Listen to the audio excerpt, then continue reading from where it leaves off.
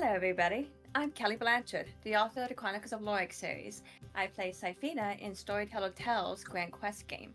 With me today is David Robinson. He's the dungeon master for the Tomes of the Chaos Bard. David, it's great to have you here. How are you? I'm doing very well. Thank you for having me on your show. It's very exciting to have you here. So, how long have you been playing tabletop RPG games? I have been playing since about 2017 when me and my wife got into it. And how were you introduced to it? Oh man. So her friends had been playing for I think a couple years before we got started getting involved in playing. And it was a group that started out as 6 and then when me and my wife joined it turned into 8. And they were already at level 5. And so coming into I've always heard of Dungeons and Dragons, but I never knew what it was about. So the first thing, of course, starting a new character, you got to roll your stats, right? And the way the dungeon master did it is he had you roll, uh, what was it? 2 different columns. So you could choose between column A or column B on what your stats would be. And so they're saying, "Oh yeah, you don't want this column because it has an 8." And I'm like, "Okay, what's so wrong with an 8?" Like I didn't know what was wrong with an 8.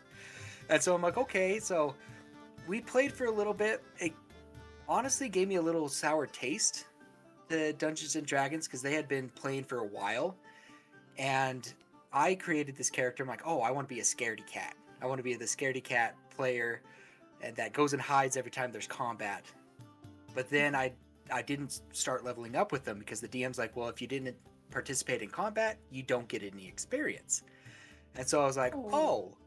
oh, okay. Well, I guess I gotta change up my character. So at first it left a little sour taste in my mouth, but once we got into the second campaign, got a little more feel to it, I just fell in love with it. That's fantastic. So you run the Tomes of the Chaos Bard. How did you and everyone else meet and decide to play? So me and my friends Zeb and Evan, they play the characters Fenrir and Roscoe respectively. We've been friends since elementary school. So it's been like over 20 years that we've been friends. And well, I'm actually longer than that, but we won't get into that. And so we just been friends all through those years. He married Becky, who plays Lila Garotha in my campaign, and that's how we met her. And then, of course, I met my wife, and she kind of joined our game. And and then we brought along Elsie, who is my wife's sister, so my sister-in-law. That's kind of how we all got together, and how we kind of decided to uh, come up with Tomes of the Chaos Bard is for the fact of um, I hate taking notes. As a DM, that is one of my weakest points is note taking. And so one way that I counteracted that was like, hey, why don't I just record these? Just record Mm. them. That way I can listen to them at work while I'm working, take notes, and prepare for the next session. And I started sending them out to my friends who were playing with us at the time. And my wife was just like, this is really good. Like, I love our chemistry. I love your DMing. We should do a podcast. And I was like, no, that's just not my thing. I don't think I'm prepared for that. At the time when we started recording, I only been DMing for about 2 years at the time. And so I was very hesitant. Well, then COVID hit. And Oh. a lot of my family friendly podcasts that I enjoyed listening to kind of died out. And my Mm. wife's like, what about now? There's an empty hole out there for family friendly content. Tomes of the Chaos Bard is a family friendly actual play podcast. And I was like, okay, let's do this, but we're gonna do this right. Have good quality. You know, we researched it and everything, and so here we are, 3 years later. That we just started season 2 just last week. So it's quite the adventure. That's amazing. Can you tell me a bit about the story of the show and what's it about? Yeah, so the story is a homebrew story. It's a story that since I've started DMing, which was probably about 2018, I've been building this world of Keleth. Now that sounds like a long time to build it, and I have very little to it because it's always changing depending on what kind of story my players want to tell. Yes, I have an overarching story, but as anybody who's played any kind of TTRPG, the players will tell their own story, right? They'll go off, they'll choose different hooks, they'll go on different quests that I'm kind of scratching my head like, well, that wasn't meant to be a quest, but okay, let's do this, you know? But it all started with the idea of I wanted to start out small. When I first wanted to be a DM, I thought, I had to create everything, right? I had to have a pantheon. I had to have like a first age and second age history of my world. And I was just getting overwhelmed. I just Mm. could not wrap my head around it until I found out, you know what? Let's start small. And that's where I started with my players. And from there, we've been playing about three campaigns in this world. So our podcast is the third campaign we've played in this world. The other two kind of died out. One was a TPK kinda, so Oh no. we started a new group, you know. Um, but my world, it's kind of a melting pot of different races.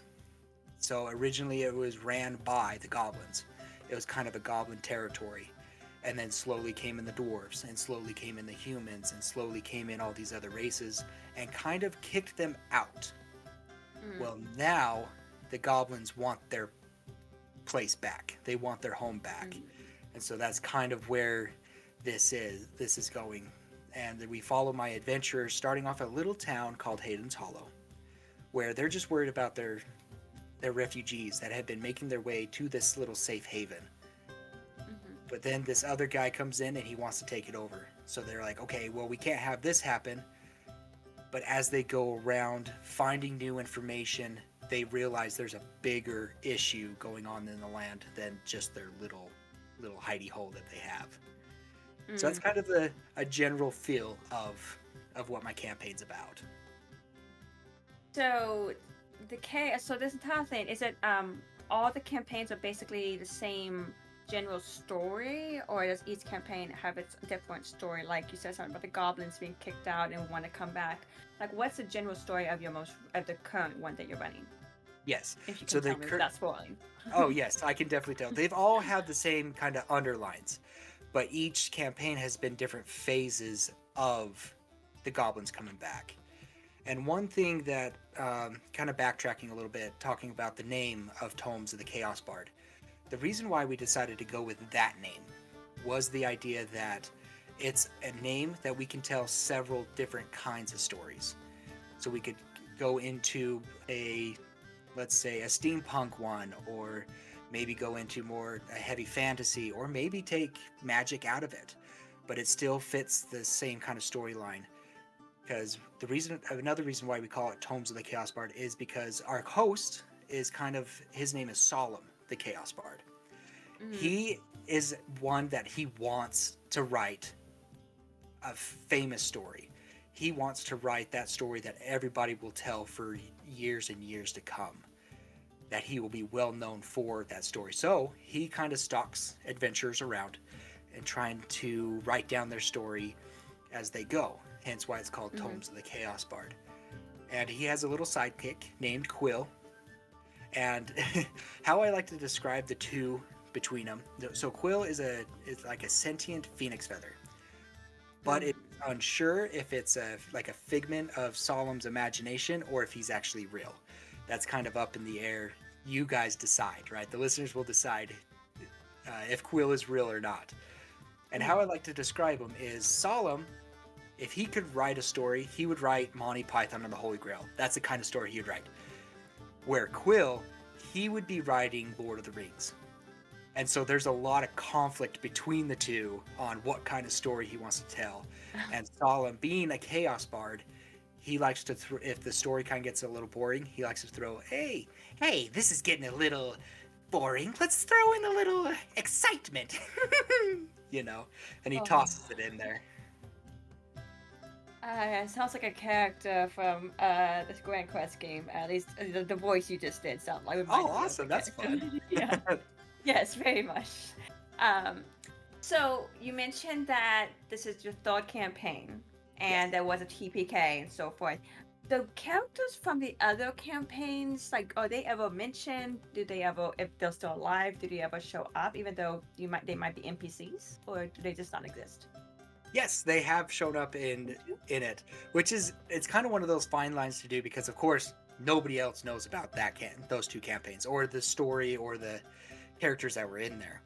And so Mm-hmm. when I make reference to this, my players are like, "Oh, I remember them!" You know, they get all excited, and we've had some fans like, "Has that person been mentioned before?" And I have to explain, well, no, they're an NPC. Like that's a previous character of Evan or Zeb, and I'm just throwing them in there.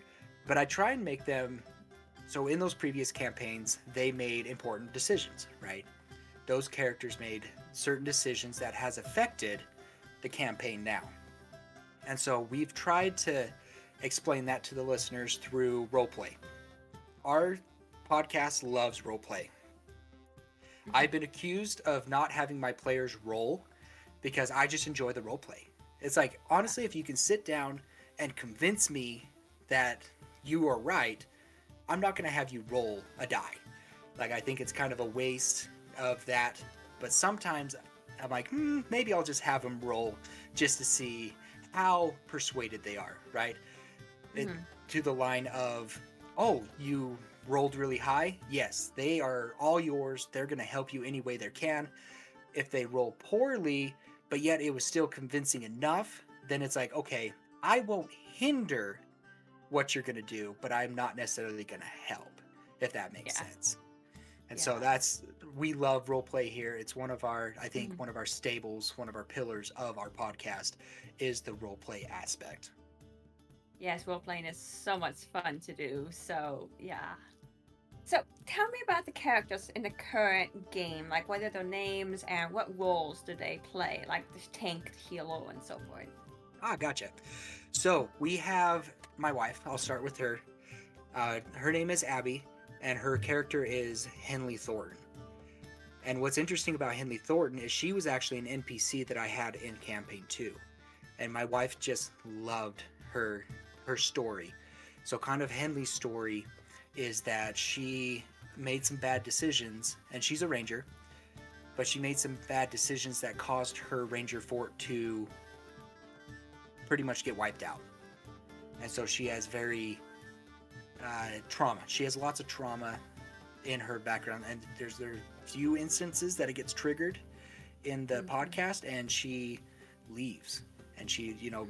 as a trauma victim would, they would kind of uh, exclude themselves and everything, and it's been wonderful. And so she's playing that character. We have this lovely. Uh, we call him a shaman, but it's a cleric, but he's from the Bayou. His name is Boudreaux, which my sister-in-law Elsie plays, and she does a phenomenal Cajun accent. And so Wow. yeah, and so she really enjoys him. He's a fun-loving character. He's kind of the comic relief in the group, and that's why I wanted her to be a part of this campaign because I've played with her for several years, and I just love her character development and her kookiness, right? Her way to bring such charm to the table. And her story, kind of Boudreaux's story, is he lived with the lizard folk. He grew up like he thinks he's a lizard folk, like he's a dwarf, but he thinks he's a lizard folk. And there's fun interactions about that every now and then. But his family was taken, and he doesn't know why. He just knows the Trigroven were involved, Mm. and so that's kind of his motivation to figure out what's going on with them. Then I think one of the most interesting characters is a character named Lila and Garatha. So let me explain this one. So she is one character but of two minds. It's a wish Mm. spell gone wrong. They were both like on the edge of death. A friend of theirs was practicing magic, trying to be a wizard, figured out a way to, or learned a little bit about the wish spell, but it went wrong. And instead of Mm. healing both of them, it combined them together. So we have Mm. like this forest gnome mixed with this orc dwarf. And so it's such an Hey. interesting At first, when she brought this, Becky is her name that plays this. At first, when she brought this to me, I was like, I don't know. Like that's a bit weird. But she finally convinced me, and honestly, she's become one of my favorite characters, one of my favorite players. She has been able to bring out such a because the two characters are totally different, and she does Mhm. different voices for them. But the differences that she brings out have enhanced our story, and I just love the way she plays her, and it's been such a phenomenal character in our story. Then we have Roscoe, who is played by Evan.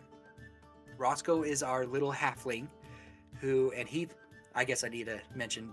So Lila Garotha, she plays a barbarian. What's the barbarian? The wild magic barbarian or something like that. With a rage and then something random happens. Mhm.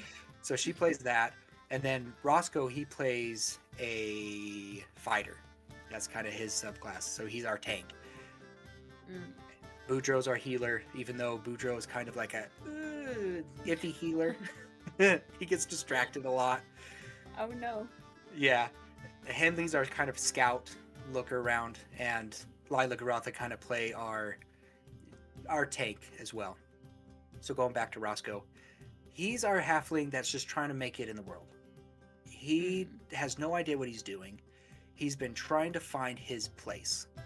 And we joke, as I mentioned before, that we've just finished up season 1. Season 2 is going to continue the story that we're on right now. But we Mhm. tease that season 1 was the backstory for Roscoe. Oh. Because it's kind of his growing. He grew, Mhm. he became better, and found his place, you could say. He's found his mojo, you could say.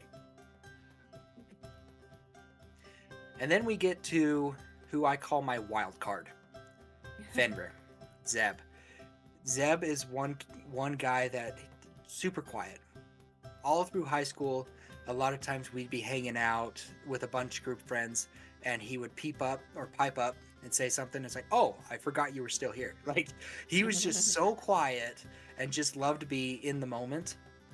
And he's playing a bard, and we know how Oh. active bards are, right? They're always doing something, Yes. and it's been so amazing. One thing I love about getting serious here, one thing I love about TTRPGs in general is it teaches you how to come out, right? It teaches you how to be a different person and shows you who you can be Mhm. without consequence, right? Because you're just Mhm. having fun, but it shows you what confidence you can have.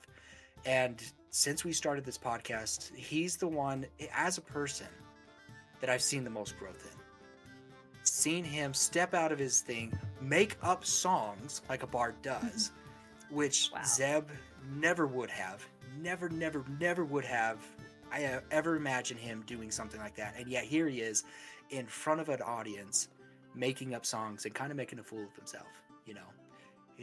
He's probably one of the most proud person that I am of this uh, podcast because of the development he was able to have. And so yeah, that's kind of my players right now. That is amazing. And I'm very glad to hear that the growth they've managed to have during that campaign because these games really do help with that. So it's exciting to see. So if you had to describe each character with one word, like that character is brooding or that character is lonely or whatever, how would you describe what word would you give each character? Ooh, just one word. Okay, so I would say Fenrir. He would be. Oh goodness, I had a word for him earlier, so I'll move on to Roscoe and I'll come back to Fenrir. Roscoe, I would say he is hopeful. That would be the word that I have for him. He's always looking for the better of things, the best in people. He's very, very hopeful. Lila and Garotha, I would say that they are conflicted. They're always the character that the devil's advocate, every time somebody comes up with a plan, they're like, well, wait a minute, there's always this other thing. And also between each other, because they're two Mm. two different people in one body. So there's a lot of that Yeah. conflict as well. Yeah. Boudreaux, I would say one word for him, compassionate. I would give him compassionate. He's always trying to lift people's spirits and trying to better those around him.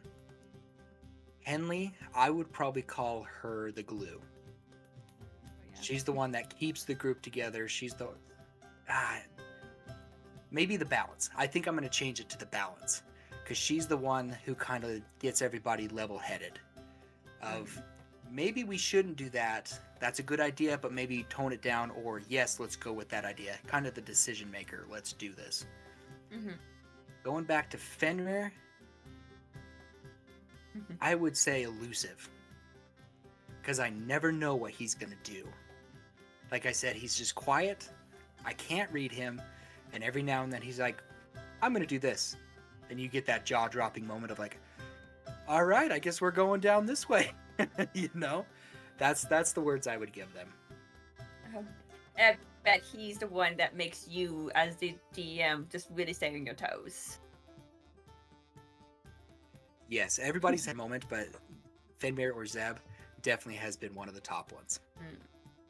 So can you tell me of a time when a character epically failed, like double nat ones or something like that? Like, what was the story? Oh man. So going to my wife's character. So my wife in general does not roll well. Doesn't matter what character she plays, she does not roll well. And there was a tournament going on. And part of the deal for this particular quest is they needed to win the tournament to meet the Duke, to win a dinner with the Duke. Because another NPC was just like, hey, I'm not going to give you this information unless you get me an audience with the Duke. So they had to win this tournament to get it. And some of the tournament ideas that I had were very in favor of Henley. Being able to sneak, being able to use archery, to be able to use, ranger-esque talents. Well, she completely failed. Like, it didn't matter what she did. She was just always failing. Like, there was one particular moment, there was an obstacle course. And this obstacle course had, hurdles. And so there was about 5 hurdles I made them jump. And she hit every single one. But yet, at the same time, she barely hit it, so I had her make a dexterity save to see if she could stay balanced. So she did. It was like, awesome. Okay, here's the next. Oh, you failed again. Okay, mid-dex. Oh, you did it, yeah. Oh, you failed again. Oh, yeah, you did it, 5 times. Oh, no. Yeah, and it was just a rough thing for her. And my wife is one of those people she wants to be helpful. She wants to be able to be a asset. And it was really hard for her to not be that asset in where she built her character to be something like that, but she wasn't able to. And so it was one of those epic fails that you're just like, I'm sorry, honey. Like, I'm very sorry. So was the Duke like, I will meet with you because I've never seen somebody fail like that so badly? That would have been a good option, but that is not the option I went with. It would have been funny. It was like, I've never seen it. I have to meet these people who fell so slowly. That would have been a great option. Exactly. So what is the most clever thing a character has done to solve or resolve a situation? Oh, the most clever thing is coming from Boudreaux here. So they were going through these caves because they're trying to save a certain person that they met long at the beginning, but they had to secretly get in through these caves to find them. They couldn't go through the front door. It was too heavily guarded, so they were trying to get through the caves. Well, of course, you have certain monsters, certain things in the caves, one of them being spiders, right? What's a cave without spiders? And they had this NPC with them that they drug along. They convinced, they're like, hey, you should come help us. And he's like, all right, I'll come help you guys. Well, he got to this ledge, tried to climb the ledge, failed, fell down in all the spider webs, got stuck. Well, all the spiders started coming out, right? They started going after the guy, And Boudreaux, he's just like, oh, I gotta go save him. So he starts going down a rope, trying to save his friend, and he runs into this spider, big spider, twice as big as him, like massive spider. Well, unbeknownst to me, she had the spell speak with animals, and so she started talking to this spider. And of course, I'm like, okay, what does a spider sound like, right? Well, how do you, what kind of conversation would a spider have? So I'm sitting there coming up with I'm food, must keep the food, trying to make up this thing, and she's just going off. Named her Leggy, so the spider's name was Leggy now. Was able to convince him not to eat her friend, that we have other food you can come eat. They just recently, I'm trying to remember what, they had just recently beat some bandits. So she's like, you can go back there because there's some food back there, you know? and and she convinced him as well to get a free ride to the upper ledge on the spiders. So I was like, good job. Good job, Elsie. Oh, oh, wow. That's incredible for sure. So, can you tell me of a time where a character surprised you by either something they did or said? Ooh, there's one time that sticks into my mind. It's about halfway through our first season, and we're making our way back to Hayden's Hollow after they completed their little quest. They ran into this town called Nevelton. When they left Hayden's Hollow to go to Avalon, that's the big city that they were on a quest to, they went through this town, Nevelin. It was deserted. It had been ransacked by the Trigroven. They found evidence of it. They left, and they came back the same way. Well, now the city is overrun by zombies. There's a necromancer there, but he was turns out to be a nice necromancer. He didn't raise them from the dead just to raise them from the dead. He's like, these souls were troubled. They want to seek kind of revenge or retribution, and I'm going to help them do it so then they can rest at ease. That was kind of the idea. Well, as I mentioned, Lila Garotha are two souls kind of in one body. They have that conflict. Well, all of a sudden, this Lila Garotha go, can you help me? Can you help me break this thing that I have? I'm so tired of being tired. I'm so tired of being two people in one body. There is no alone time. There is nothing like this. And it turned out to be such an emotional moment, and like there was not a tear eye in that room. Like it got that deep, that emotional. And it was the first time that I was like, there's Lila and Grotha. There's that connecting into that character, and it's turned into a storyline that I didn't expect to happen. It's incredible. It's very incredible to be able to really dive into the character, and then it just changes stories. It really does. That's amazing. So you mentioned that this campaign is family friendly, and I know a lot of D&D things. There are really crazy monsters and everything like that. So how do you keep it family friendly? How do you find a balance for that? The balance is hard because, right, in D&D you have battle, and battles can get gruesome sometimes. And so one way we kind of counteracted that is that we use terminologies of like, oh yeah, we don't get bloody, right? We don't get into, oh yeah, you lop off their arm and there goes their head. We don't get into that stuff. We try and keep it of like, oh yeah, and that person's dead, or they look seriously injured. We try and avoid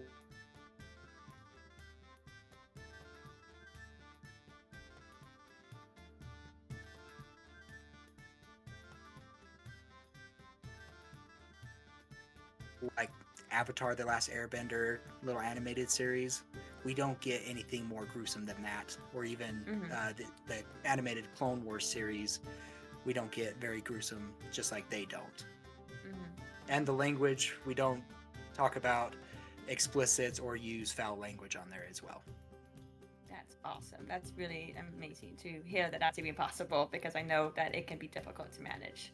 Yeah. So it's my understanding that you all have some original songs and music, which is really exciting. How did that happen? What's the process like? I mean, tell me about it.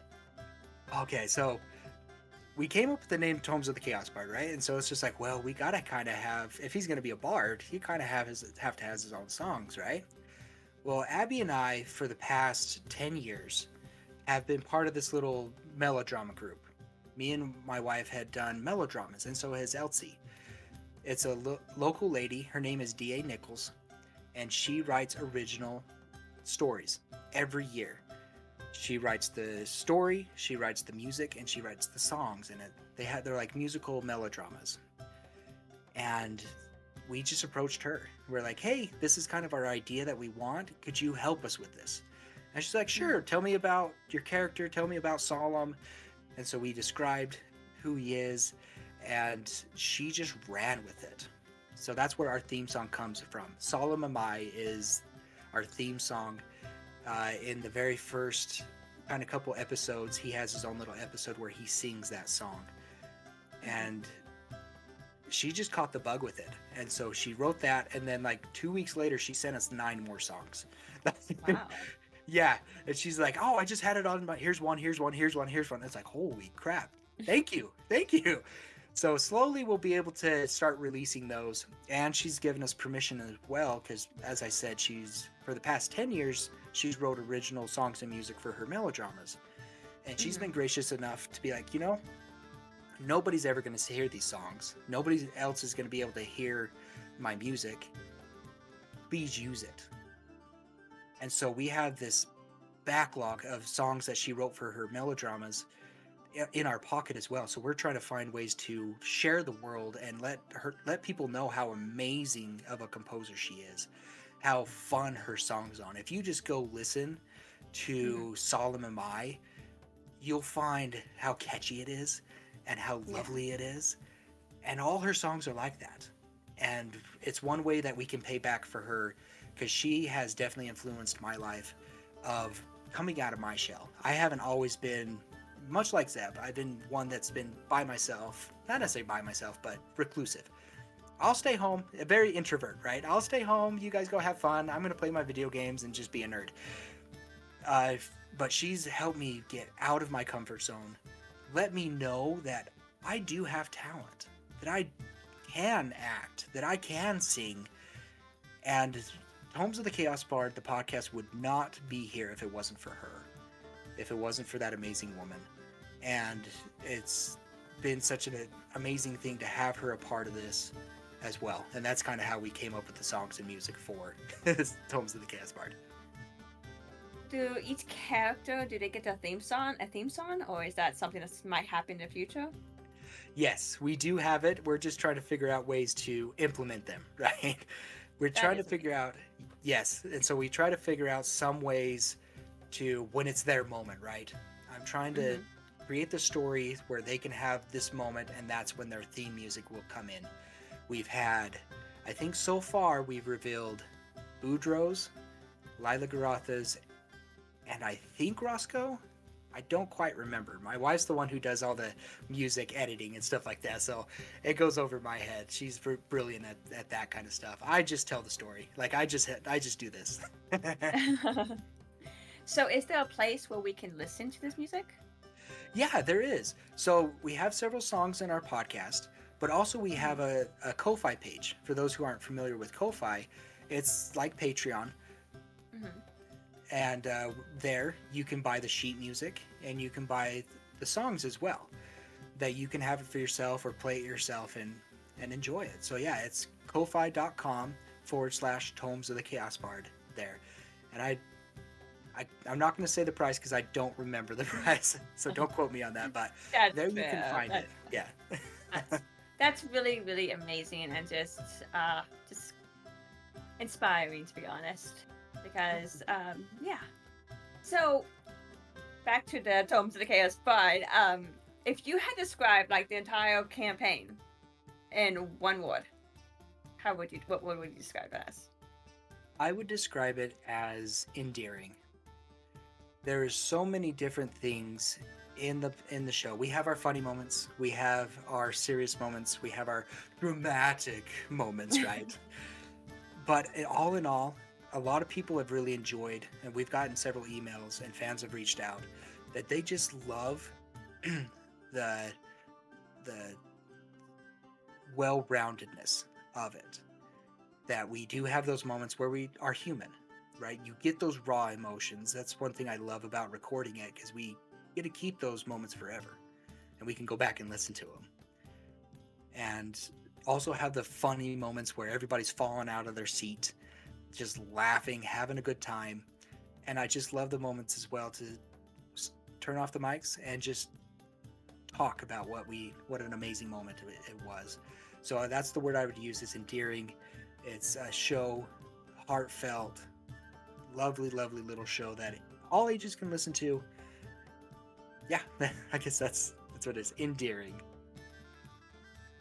What would you say though to somebody who's never listened to it but they're interested in it? Like, what would you say awaits them if they were to start? What would await them? I would say adventure. To be able to go on a quest with a group of what I would call misfits. They kind of don't know each other very well, but go on a quest where they learn to appreciate one another, where they learn how to overcome obstacles that they thought was bigger than themselves. A story that I'm trying to think of the word. It's the story where they thought they were nobodies, but eventually they become somebodies. People start following them. People start looking up to them when at the beginning they may have had that lack of confidence. But now we're starting to see that confidence, that self-worth come into it, which is a struggle for a lot of people. And that's one thing that I think our podcast can help people understand. It's just like, yeah, you may be down on yourself, but remember that there's people around you, that they're depending on you, that they love you, and that you are doing better than you think you are doing, right? We always put ourselves down, and the characters in this are very good at helping each other, lifting each other up. Like, yeah, you got this. You got this. That's incredible. So where can someone find your show to listen to it?